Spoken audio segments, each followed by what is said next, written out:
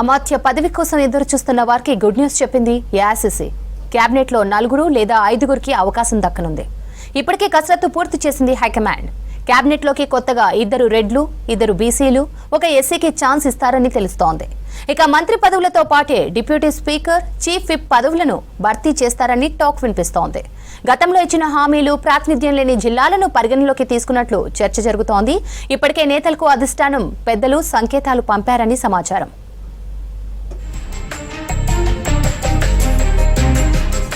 రాష్ట్ర కేబినెట్ విస్తరణకు ముహూర్తం ఖరారైంది. ఏప్రిల్ 3న కేబినెట్ విస్తరణ జరగనుంది. 4 లేదా 5కి రేవంత్ రెడ్డి మంత్రివర్గంలో చోటు దక్కనుందని సమాచారం. మంత్రి పదవులతో పాటే డిప్యూటీ స్పీకర్, చీఫ్ విప్ పదవులు కూడా భర్తీ చేస్తారని తెలుస్తోంది. మంత్రి పదవి ఆశించి రానోళ్లకు ఈ 2 పదవులు అప్పగిస్తారని ప్రచారం జరుగుతోంది. కేబినెట్ విస్తరణపై సోమవారం ఢిల్లీలో కాంగ్రెస్ హైకమాండ్ తుది కసరత్తు పూర్తి చేసింది.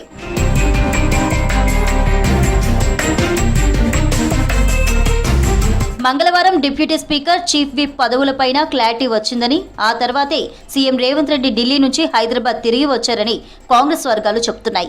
కేబినెట్ విస్తరణలో సామాజిక సమీకరణాలకు హైకమాండ్ పెద్దపీట వేసినట్టు తెలిసిందే. అలాగే గతంలో నేతలకిచ్చిన హామీలను పరిగణలోకి తీసుకోవడంతో పాటు ఇప్పటి వరకు మంత్రివర్గంలో ప్రాతినిధ్యం లేని జిల్లాలకు ప్రాధాన్యం ఇచ్చినట్టు సమాచారం. దీంతో పదవులు దక్కనున్న నేతలకు హైకమాండ్ ఇప్పటికే సంకేతాలు పంపినట్టు పార్టీ వర్గాల్లో చర్చ జరుగుతుంది.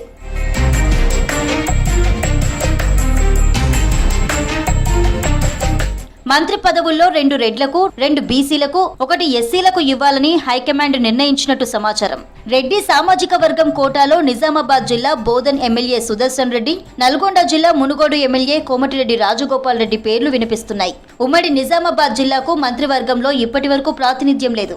ఆ జిల్లాలో సుదర్శన్ రెడ్డి సీనియర్ నేత కావడంతో ఆయనకు మంత్రి పదవి దాదాపు ఖాయమైందనే ప్రచారం జరుగుతోంది. కాంగ్రెస్ అధికారంలోకి వస్తే మంత్రి పదవి ఇస్తామని పార్టీలో చేరే ముందు కోమటిరెడ్డి రాజగోపాల్ రెడ్డికి హైకమాండ్ హామీ ఇచ్చింది. అటు భువనగిరి ఎంపీ సీటు గెలుపులోనూ Rajagopal Reddy key role play చేశారు. దీంతో ఆయనకు కేబినెట్ బెర్త్ ఖాయమని పార్టీ వర్గాల్లో చర్చ నడుస్తోంది. ఇక మరోవైపు బీసీలకు 2 మంత్రి పదవులు ఇవ్వాలని హైకమాండ్ నిర్ణయం తీసుకున్నట్టు తెలిసింది. అందులో ఒకటి ముదిరాజు సామాజిక వర్గానికి చెందిన వాకాటి శ్రీహరి పేరు ఫైనల్ అయినట్టుగా తెలుస్తోంది. బీసీ జనాభాలో అత్యధికంగా ఉన్న ముదిరాజులకు మంత్రివర్గంలో చోటు కల్పిస్తామని లోక్సభ ఎన్నికల టైంలో సీఎం రేవంత్ రెడ్డి హామీ ఇచ్చారు. అప్పుడే వాకాటి శ్రీహరి పేరును కూడా ప్రకటించారు.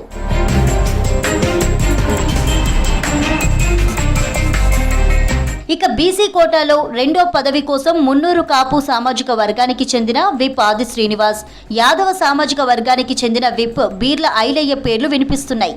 ఈ 2 సామాజిక వర్గాల్లో హైకమాండ్ ఎవరి వైపు మొగ్గు చూపుతుందనేది ఇప్పుడు ఆసక్తికరంగా మారింది.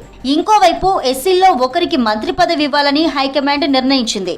ఈ కోటాలో చెన్నూరు ఎమ్మెల్యే వివేక్ వెంకటస్వామి పేరు బలంగా వినిపిస్తుంది. కాంగ్రెస్ లో చేరే ముందు రాజగోపాల్ రెడ్డితో పాటు వివేక్ వెంకటస్వామికి కూడా మంత్రి పదవి ఇస్తామని హైకమాండ్ హామీ ఇచ్చింది.